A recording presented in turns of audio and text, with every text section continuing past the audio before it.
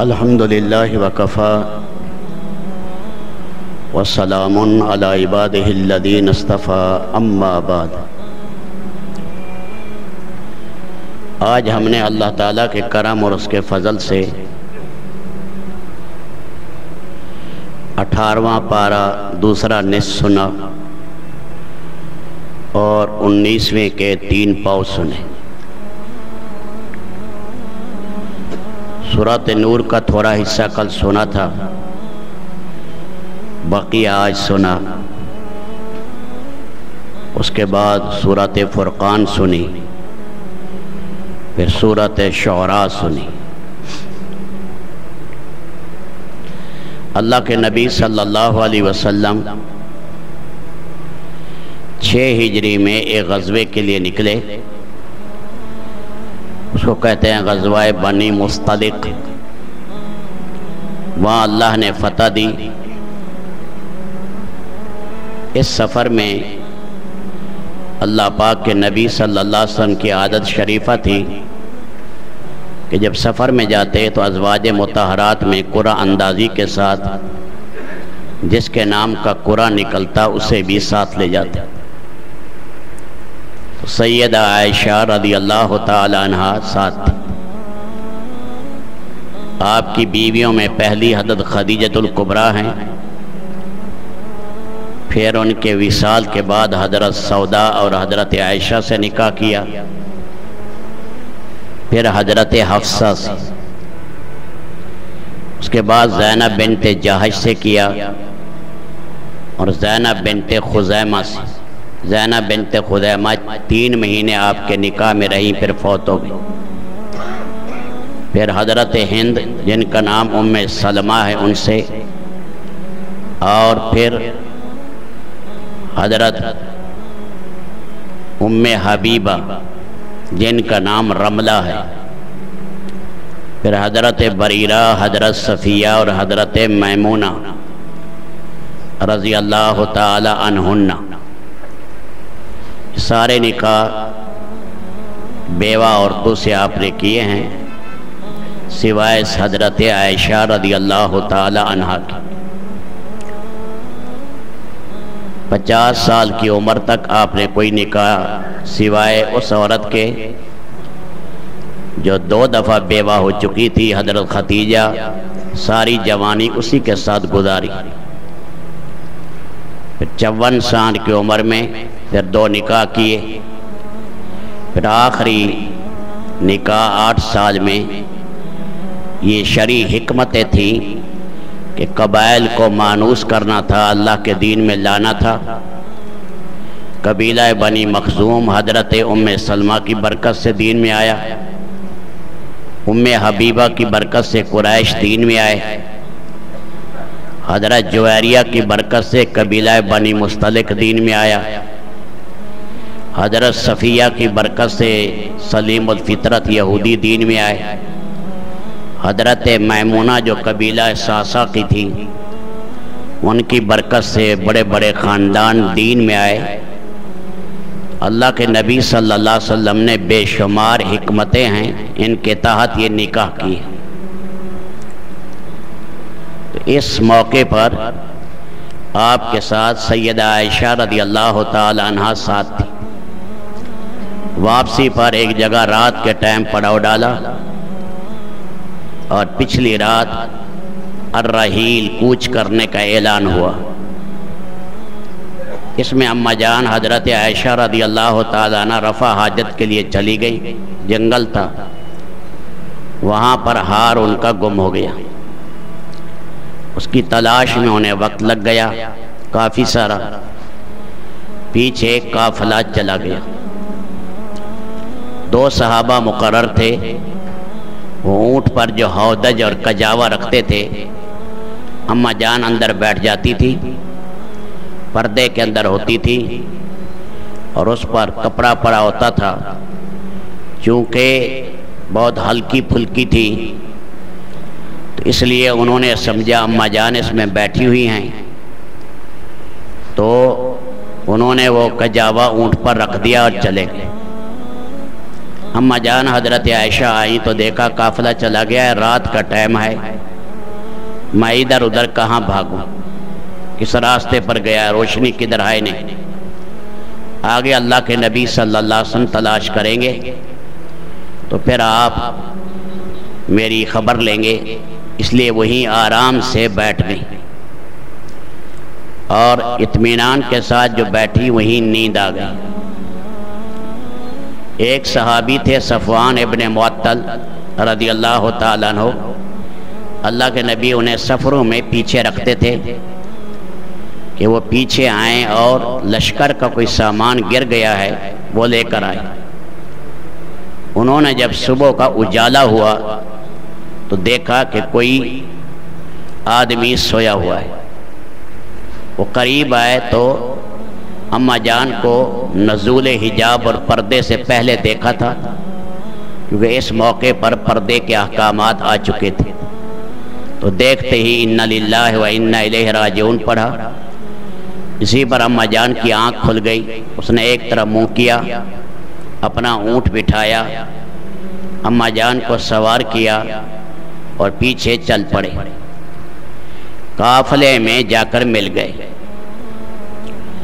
منافقین میں کمینہ تھا رئیس المنافقین عبداللہ ابن ابی، اسے موقع مل گیا، ہر موقع پر وہ شرارتیں ہی کرتا تھا، تو اس نے ناجائز بات حضرت عائشہ کی حضرت صفوان ابن معطل کے بارے میں اڑا دی۔ اماں جان کو کوئی خبر نہیں ہے، مدینہ پہنچ گئے، بات جو تھی یہ آہستہ آہستہ پھیلتی گئی، تہمت کی بات، اس میں بڑا حصہ لینے والا یہی رئیس المنافقین عبداللہ ابن ابی تھا، لیکن 3 مسلمان بھی اس میں پھنس گئے۔ حضرت ابو بکر صدیق کا رشتہ دار حضرت مصطح اور شاعر جو مشہور ہیں حسان ابن ثابت، اور تیسرا حضرت زینب بنت جہش کی بہن حمنہ، یہ 3 بھی اس تہمت میں پھنس گئے۔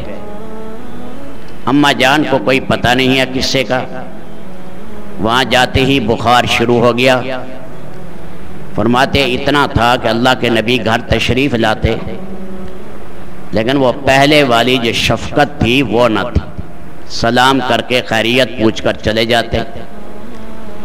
ایک دن رات کے ٹائم مصطح صحابی اور حسان بن ثابت دونوں بدری صحابی ہیں، تو مصطح کی جو ماں تھی مصطح، اس کے ساتھ حضرت عائشہ باہر گئیں، کیونکہ خواتین گھروں میں بیت الخلاء نہیں ہوتے تھے، مدینہ منورہ کے باہر رفع حاجت کے لیے مغرب کے بعد گئیں، تو کہیں چادر جو ہے اس میں پاؤں لڑکا گری، تو انہوں نے کہا برباد ہو جائے مصطح، اپنے بیٹے کے بارے میں فرمایا مصطح نے۔ سیدہ عائشہ نے فرمایا وہ بدری صحابی ہے، آپ کا بیٹا، آپ اسے کیوں بد دعا دے رہی ہیں؟ اس نے کہا کہ یہ جو طوفان اٹھا ہوا ہے، پتہ نہیں آپ کو کہ میرا بیٹا بھی اس طوفان میں شریک ہے۔ اس نے کہا کاہے کا طوفان؟ انہوں نے کہا یہ عفق مبین نہیں سنا، اور یہ سارا قصہ حضرت عائشہ کو اس نے بیان کیا۔ وہ فرماتی ہیں میرے قدموں سے زمین نکل گئی اور بخار کی شدت ہو گئی۔ میں گھر آئی، اللہ کے نبی صلی اللہ علیہ وسلم تشریف لائے، تو میں نے اللہ کے نبی صلی اللہ علیہ وسلم سے اجازت مانگی کہ میں اپنے ماں باپ کے گھر جانا چاہتا ہوں۔ یہی روضہ اقدس جو ہے یہ حضرت عائشہ کا گھر تھا، آگے جنت البقیع کے اگلا علاقہ اوالی کہلاتا ہے، وہاں ابو بکر صدیق کا گھر تھا، وہاں چلی گئی۔ ان کی والدہ ہے رومان، وہاں گئی، اپنی اماں سے قصہ بیان کیا۔ اماں نے کہا میں بات سن چکی ہوں، حاسد لوگ اور حاسد قسم کے آدمی خوبیوں پر حسد کرتے ہیں، اللہ حق کو ظاہر کر دے گا، صبر کرو۔ باپ سے کہا تو باپ نے بھی صبر کی تلقین کی، لیکن یہ فرماتی ہے میری نیند اڑ گئی۔ اس دن کے بعد میں نے کوئی نیند کی صلاحی نہیں لگائی، یعنی نہ مجھے رات کو آرام آیا نہ دن کو، بس میری آنکھیں بہہ رہی ہیں۔ پیچھے 1 مہینہ اس واقعے کو ہو چکا تھا۔ اللہ کے نبی صلی اللہ علیہ وسلم نے حضرت اسامہ سے پتہ کیا، گھر کے آدمی تھے، انہوں نے فرمایا واللہ میں عائشہ کے بارے میں سوائے بھلائی کے کچھ نہیں جانتا۔ پھر گھر کی باندھی تھی بریرہ، اس سے پوچھا، اس بریرہ نے 2 باتیں کہی، ایک کمی کی اور ایک خوبی کی۔ فرمایا کمی تو یہ ہے کہ جوان لڑکی ہے اور بعد دفعہ آٹا گوندھ لیتی ہے، نیند آ جاتی ہے، بکری آٹا کھا جاتی ہے، یہ تو کمی میں نے دیکھی، لیکن عفت کے معاملے میں ایسے صاف ہے جیسے سونا کھرا ہو، پاک دامن ہے۔ یہ عادت بریرہ نے کہا۔ فرمایا میں رو رہی تھی، ایک دن اللہ کے نبی ہمارے گھر میں آ گئے۔ یہ تو میں سمجھتی تھی کہ اللہ پاک اپنے نبی صلی اللہ علیہ وسلم کو میری پاک دامنی کی خبر دیں گے، لیکن یہ میرا گمان نہیں تھا کہ قرآن اترے گا، اس لیے میں اپنی حیثیت اس قابل نہیں سمجھتی تھی۔ آپ گھر میں داخل ہوئے اور آپ نے آ کر ایک خطبہ پڑھا، اور خطبے میں یہ فرمایا اے عائشہ کیا حقیقت ہے تو بتا دے، اگر تو بری ہے تو اللہ تیری برات کو ظاہر کرے گا، اگر غلطی ہو گئی ہے تو اللہ غفور اور رحیم ہے۔ تو حضرت عائشہ نے اپنی اماں سے کہا اماں جان آپ بتائیں۔ ماں چپ کر کے بیٹھی رہی، روتی رہی۔ پھر ابے سے کہا آپ بتائیں۔ ابا چپ کر کے بیٹھا رہا، روتا رہا، اور یہ فرمایا ابو بکر صدیق نے یہ کام تو ہم نے اسلام سے پہلے بھی نہیں کی، جاہلیت میں بھی نہیں کی، جو ہمارے اوپر تہمت لگائی گئی۔ پھر حضرت عائشہ نے خود ہی نوجوان لڑکی تھی، اس غم میں ہمت کر کے بات کی، اور بڑی عجیب بات کی کہ ایک بات پورے مدینہ میں پھیل رہی ہے، میں اگر کہوں کہ میں بری ہوں اور اللہ جانتے ہیں میں اس سے بیزار اور بری ہوں، لیکن آپ کے دل میں ایک بات آ گئی ہے، آپ یقین نہیں کریں گے، اور اگر میں کہوں میں قصوروار ہوں اور حقیقت یہ ہے کہ میرا قصور ہی نہیں ہے، آپ یقین کر لیں گے۔ میں اس غم میں یوسف علیہ السلام کے ابے کا نام بھول گئی۔ میں نے کہا ابو یوسف نے جو کہا تھا یعقوب نے، میں وہی کہتی ہوں فصبر جمیل واللہ المستعان علی ما یصفون۔ یہ جو بیان کر رہے ہیں کرتے رہیں، میں صبر اختیار کرتی ہوں، اللہ حقائق کو بیان کریں گے۔ بس اتنا ہی میں نے کہا، میرے آنسو تھم گئے اور آپ پر وحی کے اثرات ظاہر ہوئے۔ جب آپ پر وحی کے اثرات ظاہر ہوتے تو کپڑا چہرے پر ڈال لیتے، جسم پر کپ کپی شروع ہو گئی، پسینہ آنا شروع ہو گیا، ہم سب نے گردنیں جھکا لی کہ قرآن اتر رہا ہے۔ جب آپ پر وحی ختم ہوئی تو پہلا جملہ آپ نے فرمایا ابشری یا عائشہ قد ابراک اللہ، اے عائشہ خوشخبری حاصل کر، اللہ نے تیری پاک دامنی کو بیان کر دیا۔ ماں نے کہا اٹھو، اللہ کے نبی کے سامنے جاؤ شکرانے کے لیے۔ فرمایا ناز کے طور پر کہنے لگی میں کیوں جاؤں، میں تو اس اللہ کا شکر ادا کروں گی کہ جس نے یہ پاک دامنی کے احکامات اتارے، 2 رکوع اتارے قرآن کریم کے کٹھے جو ہم نے کل سنے، اور اس میں خاص 10 آیتیں اماں جان کے بارے میں۔ اللہ تعالیٰ نے فرمایا 4 گواہ تمہارے پاس ہیں، اور جس آدمی نے یہ تہمت گھڑی ہے اور اس میں بڑا حصہ لیا ہے، تولا کبرا رئیس المنافقین، اس کے لیے دردناک عذاب ہے۔ اور آپ سن چکے ہیں جو کسی پر تہمت لگائے 80 کوڑے لگتے ہیں۔ تو آپ نے حسان پر بھی 80 کوڑے لگوائے، اور حضرت جو ہے مصطح پر بھی 80 کوڑے لگائے، اور رئیس المنافقین پر 160 کوڑے لگوائے، ڈبل۔ تہمت میں اس کا حصہ زیادہ تھا، اس کے اوپر بھی یہ لگے۔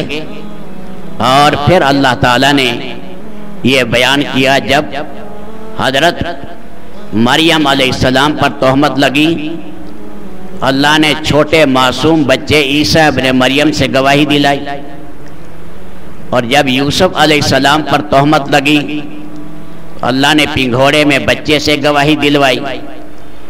اس موقع پر اللہ خود میدان میں آئے اور اللہ نے حضرت عائشہ کے کمالات اور خوبیاں بیان کی۔ یہ کیسے ہو سکتا ہے؟ الخبیثات للخبیثین والخبیثون للخبیثات، الطیبات للطیبین والطیبون للطیبات۔ کمینے مردوں کا میلان کمینی عورتوں کی طرف، کمینی عورتیں کمینے مردوں کے لائق ہیں، پاک عورتوں کے لیے پاک مرد اور پاک مردوں کے لیے پاک عورتیں۔ نبی اتنا اونچا ہو بیویاں اس کو ناپاک ہم دے دیں، یہ کیسے ہو سکتا ہے؟ فرمایا جس پر یہ تہمت لگائی گئی ہے ان کے لیے اللہ کی طرف سے وہ بری ہے۔ اے مسلمانوں، جب تم نے سنا تھا تم صاف ہی کہتے سبحانک ھذا بہتان عظیم، یہ ایک سری بہتان ہے، اور ایسے نبی کی ایسی پاک دامن بیوی پر تم ایسی باتیں کر رہے ہو۔ کیونکہ اللہ نے اماں جان حضرت عائشہ میں وہ خصوصیات رکھی کہ بعد بیویاں اس مقام کو نہیں پہنچی۔ فصاحت و بلاغت میں سب سے آگے، امت کو آدھا علم حضرت عائشہ سے ملا۔ اس کے ساتھ آپ علیہ السلام ہمیشہ کے لیے انہی کا گھر آپ کا روزہ بنا قیامت تک۔ اللہ کے نبی اس دنیا سے گئے تو وہ حضور پاک کا سر مبارک عائشہ کی گود میں تھا، اور تصویر لائے جبریل علیہ السلام جب نکاح ہونا تھا تو فرمایا اللہ کے نبی صلی اللہ علیہ وسلم سے کہا یہ آپ کی بیوی بنے گی، اور بھی بے شمار کمالات اللہ نے دیے تھے صدیقہ کو، جو صدیق کی بیٹی ہے، صدیقہ بنت صدیق۔ اللہ نے قرآن کریم میں برات ظاہر کر دی، اور جن مسلمانوں سے قصور ہوا انہوں نے معافی مانگی، سزا دی گئی۔